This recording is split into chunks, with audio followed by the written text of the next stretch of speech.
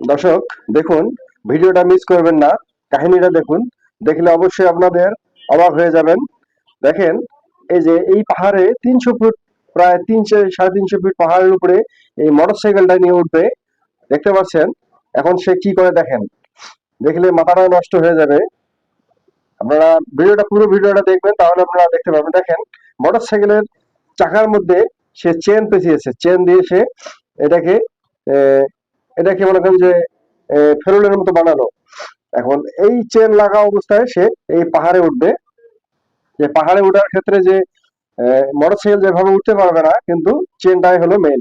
তো দেখেন, এই যে মালপত্র সব গোছায় নিতেছে সে, ভালোভাবে মানে বাঁধিয়ে নিতেছে, যেন মানে না পড়ার, মানে পড়ার জন্য সম্ভাবনা না থাকে। তারপর দেখেন, এই পেছনে মাল বান্ধাবান্ধি করলো। এখন আবার দেখেন, একটা বস্তার মধ্যে অবশ্যই হয়তো জিনিসপত্র, যা হয়তো চাল, হয়তো গম, এরকম হবে তার খাওয়ার জন্য আর কি, যে ওখানে নিয়ে যেতে হবে, সেগুলো মনে করেন যেভাবে নিয়ে যায়।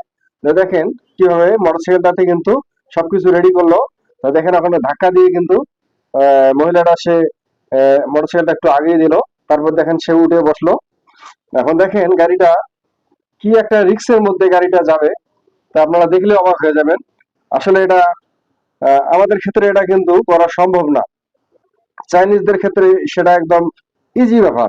এত চ্যালেঞ্জের মাঝেও দেখেন, এই যে এখন গাড়িটা নিয়ে এসে উঠতেছে। এই যে পাহাড়টা, এত উঁচু পাহাড়, বলা অসম্ভব। দেখেন, এই যে দেখতে পাচ্ছেন, গাড়িটা কিন্তু একদম ধীরে ধীরে ধীর গতিতে কিন্তু যাচ্ছে, কিন্তু দেখেন মানে কত রিক্সে, দেখেন একদম কঠিন অবস্থায় কিন্তু গাড়িটা যাচ্ছে।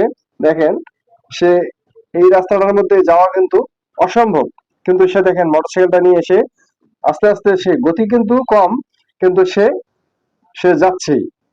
দেখেন, এত উঁচু পাহাড়ের মধ্যে এভাবে গাড়ি চালিয়ে যাওয়া কিন্তু অসম্ভব, কিন্তু সে চাকার মধ্যে যে